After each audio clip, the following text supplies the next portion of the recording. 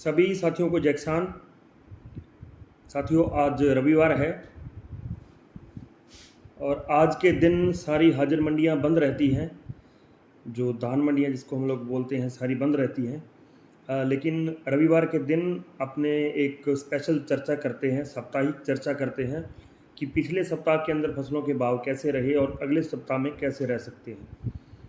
और साथी जुड़ जाएं, फिर बातचीत शुरू करेंगे। बातचीत करेंगे सरसों के भाव के ऊपर, आंकड़ों पर बातचीत करेंगे कि क्या आंकड़े रहते हैं सरसों के, और बातचीत करेंगे गेहूं के ऊपर भी, गवार, जौ, और थोड़ी चर्चा लास्ट में करेंगे नरमे के ऊपर। सबसे जो पहले चर्चा करेंगे गवार के ऊपर, उसके बाद सरसों, फिर गेहूं और फिर नरमा और जौ के ऊपर चर्चा करेंगे। और साथी जुड़ जाएं, आप जितने भी साथी जुड़े हो सारे वीडियो को आगे बढ़ा दें ताकि और साथी जुड़ जाएं। तूड़ी का एक बड़ा संकट है, उसके ऊपर भी ज़रूर चर्चा करेंगे। तूड़ी के अंदर सरकार काफ़ी स्टिक हो गई है। जितनी सख्ती सरकार ने सरसों के अंदर दिखाई थी, सरसों के जो स्टॉकिस्ट थे उनके ऊपर जो कार्रवाई हुई थी, वैसी कार्रवाई अभी तूड़ी के जो स्टॉकिस्ट हैं उनके ऊपर हो रही है। और लगभग कई सारे जो बॉर्डर हैं राजस्थान के, हरियाणा के, इन बॉर्डरों को बिल्कुल सीज कर दिया गया है और एक स्टेट से दूसरे स्टेट के अंदर तूड़ी जो है ले जाने की बिल्कुल मनाही कर दी गई है। कल भी बड़ी कार्रवाई हरियाणा के अंदर हुई, बता रहे हैं आज भी काफ़ी जगह कार्रवाई हुई है और उसके अंदर ये कहा जा रहा है कि तूड़ी को आप दूसरे स्टेट के अंदर नहीं लेके जा सकते। आज एक मीटिंग भी हुई है शायद सरकार की स्टॉकिस्टों के साथ और कुछ भाव भी तय किया गया था, लेकिन उसके ऊपर जो है सहमति नहीं बनी है। तूड़ी की महंगाई के ऊपर और दूध के रेट के ऊपर फिर कभी लाइव चर्चा करेंगे और बड़ी चर्चा करेंगे, क्योंकि अब पशुपालन जो है वो इस भाव के अंदर इतनी खल और जो तूड़ी के जो रेट हैं उनके हिसाब से पशुपालकों को नुकसान है और जो है दूध का रेट बढ़ना चाहिए, ऐसी मांग हर तरफ से उठने लगी है। खैर, उस पर फिर कभी चर्चा करेंगे। अभी चर्चा शुरू करते हैं साथियों। लगभग 200 लोग जुड़ गए हैं। देखिए, सरसों का जो पिछला सप्ताह था पूरा, यानी कि सोमवार को कुछ ठीक माहौल था, उसके बाद फिर आगे जैसे ही और सप्ताह बढ़ा तो सरसों डाउन गई। शनिवार को एक खबर आती है इंडोनेशिया से कि उन लोगों ने जो है तेल को बैन कर दिया है। खाद्य तेल वो किसी भी देश को जो है बेचेंगे नहीं, एक्सपोर्ट नहीं करेंगे। जैसे ही वो खबर आती है कि 28 अप्रैल के बाद वो उन लोगों ने ये डिसीजन ले लिया, तो ज़बरदस्त तेजी एक मंडियों के अंदर देखने को मिली। फिर उसके बाद एक खबर निकल के आई कि वो बोल रहे हैं, इंडोनेशिया के एक मंत्री बोल रहे हैं कि हम लोग अभी इसके ऊपर विचार कर रहे हैं। उससे थोड़ी नेगेटिविटी आई, लेकिन कुल मिला के शनिवार का बाजार अच्छा तेजी के अंदर रहा। शनिवार को ठीक तेजी बढ़ती हुई नजर आई सरसों के अंदर। पुनः आप सबसे निवेदन करूंगा, पेज की रीच बहुत कम है। मैंने सुबह स्क्रीनशॉट भी डाले थे, आपको दिखाए थे। रीच बिल्कुल कम कर दी गई है क्योंकि बहुत सारे लोग इस पेज को रिपोर्ट कर रहे हैं।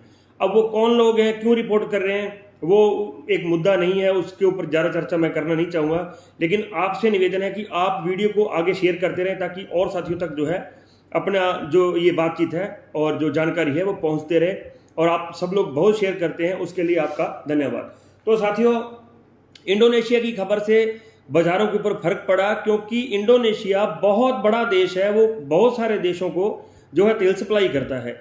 खैर, वो खबर कल तक वेरीफाइड हो जाएगी, बिल्कुल जस्टिफाइड हो जाएगी। कल को पता चल जाएगा कि उनका क्या डिसीजन है, क्योंकि 28 तारीख में अब ज़्यादा दिन दूर नहीं है। इंडोनेशिया के अंदर अगर ये बात जो उन्होंने बोली है, अगर उसके ऊपर वो पक्के रहते हैं तो एक बड़ा खाद्य तेलों का संकट जो है सभी देशों के अंदर लगता है कि देखने को मिल सकता है और मिलेगा भी, इस बात में कोई शक नहीं है।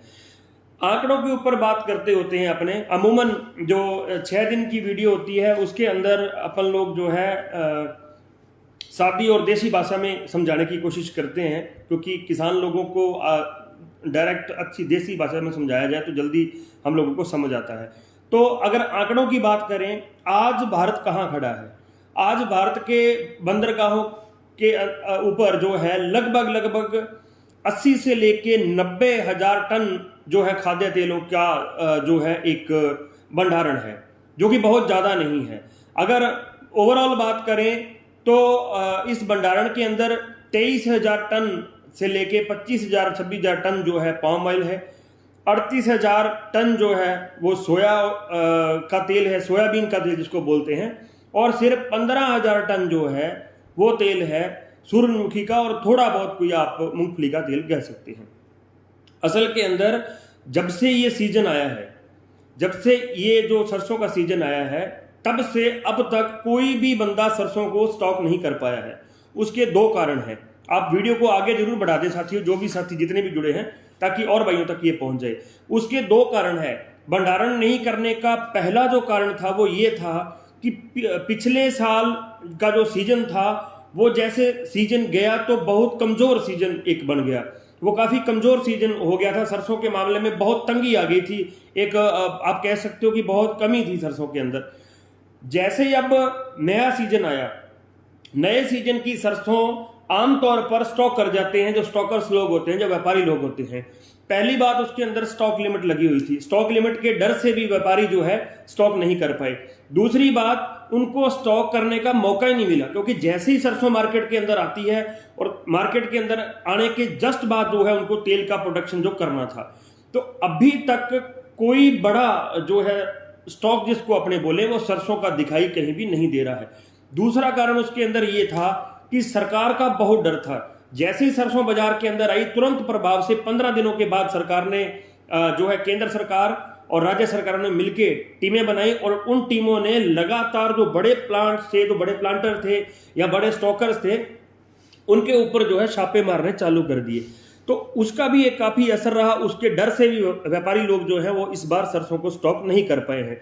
तो डायरेक्ट इस बार जो है तेल सरसों का निकला है, तेल और खल बनती गई है, क्योंकि पिछली बार का स्टॉक पड़ा ही नहीं था। अमूमन क्या होता है सरसों के अंदर, कुछ साथी कई बार पूछते हैं कि सिस्टम क्या है।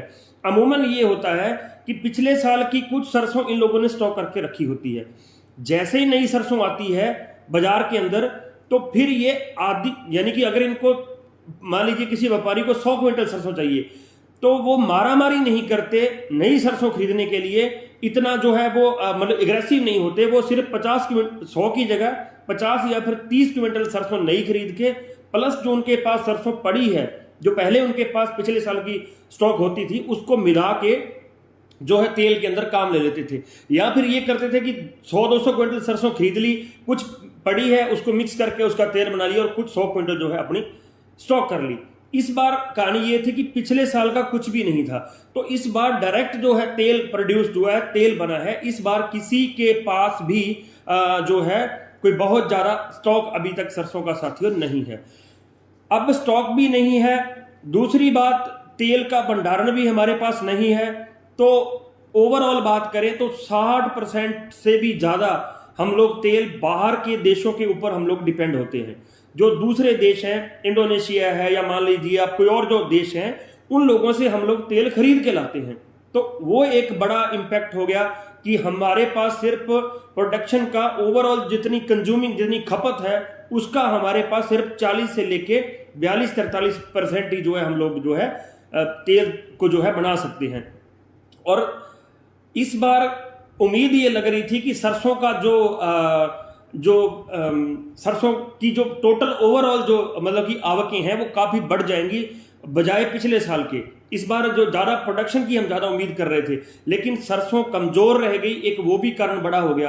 अगर वो प्रोडक्शन सही जाती, मान लीजिए 110 लाख के टन के आसपास जाती, तो फिर हमारे पास घरेलू तेल जो था वो 40% से बढ़कर 46-47% की रैंक के अंदर आ जाता। लेकिन वैसा भी होता हुआ नजर साथियों नहीं आ रहा है। ये 40 से 42-43% ही हम लोग इस बार घर का तेल जो है प्रोड्यूस कर पाएंगे। तो ओवरऑल अगर बात करें तो सरसों के तेल के अंदर किल्लतें लगता है कि बनेगी और बन भी रही हैं। कुछ साथी कल पूछ रहे थे कि सरसों का जो कच्चा तेल है उसके अंदर 1 से लेके 1.5 रुपए का जो है एक नुकसान हुआ है और वो जो नीचे गया है। देखिए, जब कोई किसी भी चीज की मतलब पूरे भारत के तौर पर पूरे एक देश के अंदर किल्लत आती है, सरकारें क्या करती हैं? सरकारों को देश चलाना होता है, हमें अपना घर चलाना होता है, सरकारों को देश चलाना होता है। वो लोग कोशिश करते हैं टू मैनेज एवरीथिंग, कोशिश करते हैं कि हम लोग मैनेज कर जाएं और हम लोग जो है स्थितियों को जो है कंट्रोल में रखें, एटलीस्ट कितनी देर, जितनी देर रख सकते हैं। तो अभी सरकार यही कर रही है। सरकार का उनको आम नागरिक का जो वो भी ख्याल रखना पड़ रहा है। तो उनकी कोशिश अभी ये है कि जितने के दिन हम लोग कंट्रोल रख सकें, हम लोग इसको जो है कंट्रोल रखें। सही मायने के अंदर सरसों के अंदर कोई बहुत सारा, बहुत ज्यादा कोई बात करें तो कोई स्टॉक नहीं है किसी के पास, और बहुत ज्यादा सरसों डाउन जाने की साथियों कोई उम्मीद मुझे जो है नहीं लग रही है। अजय सयाग जी, आपने बहुत ग्रुपों में शेयर किया, आपका धन्यवाद। जिन वहां भी जरूर जुड़े, क्योंकि दिन में फसलों के भाव की अपडेट अपने वहीं करते हैं। तो सरसों के साथियों के लिए पुनः बता दूं कि कोई बहुत ज्यादा दिक्कत वाली बात साथियों नहीं है। और इस जो भारत, आप सबसे माफी चाहूंगा, बीच में नेटवर्क चला गया था किसी वजह से। तो जो भारत के अंदर आयात होता है अब सूरजमुखी का तेल, वो भी इस बार 33% कम हुआ है।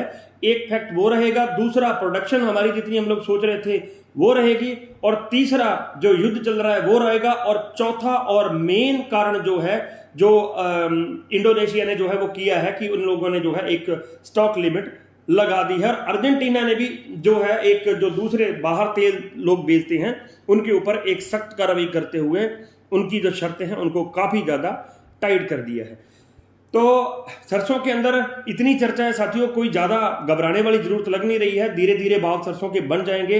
अगले सप्ताह के अंदर एकदम से बड़ी तेजी दिखाई नहीं दे रही है, क्योंकि वो जो डिसीजन है 28 वाला जो उस देश ने लिया है कि हम लोग सरसों नहीं देंगे, जब वो इंप्लीमेंट होगा, जब वो चालू यानी कि धरातल पे आ जाएगा, काम कर जाएगा, फिर सरसों के अंदर तेजी अगले सप्ताह में बड़ी बन सकती है। अदरवाइज एकदम से बड़ी तेजी जो है सरसों के अंदर साथियों दिखाई नहीं दे रही है। बात करें ग्वार की, ग्वार के अंदर देखिए रोज की बात है कि फंडामेंटल काफी मजबूत है ग्वार के अंदर, कोई इसमें दिक्कत वाली बात नहीं है। लेकिन ग्वार के अंदर तेजी नहीं बन रही है। ग्वार के ऊपर अब रोज रोज चर्चा नहीं करेंगे, संडे टू संडे चर्चा किया करेंगे, क्योंकि ग्वार के अंदर बिकाई वाले ज्यादा हैं, बेचने वाले बहुत लोग बैठे हैं। जैसे ही भाव थोड़ा सा ऊपर उठता है तो एकदम से आप में आ जाती हैं और फिर उसका एक प्रेशर बनता है। लेकिन उम्मीद करता हूं मैं कि अप्रैल के लास्ट जाते जाते या फिर मई के पहले सप्ताह तक एक ठीक भाव ग्वार के 6500 के लेवल तक जाने चाहिए। हालांकि इसी महीने के अंदर जाके आए हैं।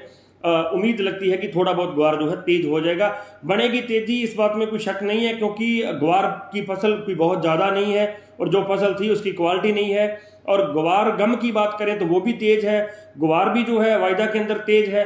फिर भी शायद पता नहीं क्या बात है कि ये जो है ग्वार के अंदर तेजी नहीं बन रही है।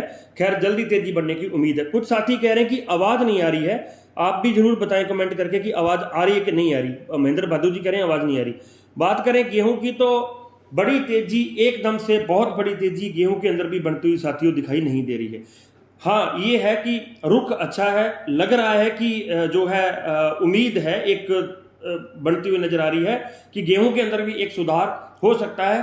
भारत ने दूसरे देशों के साथ सौदे किए हैं गेहूं के, और अगर वो सौदे जो बताए जा रहे हैं अगर वास्तव में किए हैं तो फिर लगता है कि एक गेहूं के अंदर थोड़ी बहुत तेजी जो है साथियों आगे चल के बन सकती है। कोई ज्यादा दिक्कत नहीं आनी चाहिए। लेकिन बहुत बड़ी तेजी मैं शुरू से कहता आ रहा हूं कि अप्रैल तक तो बिल्कुल नहीं बन सकती।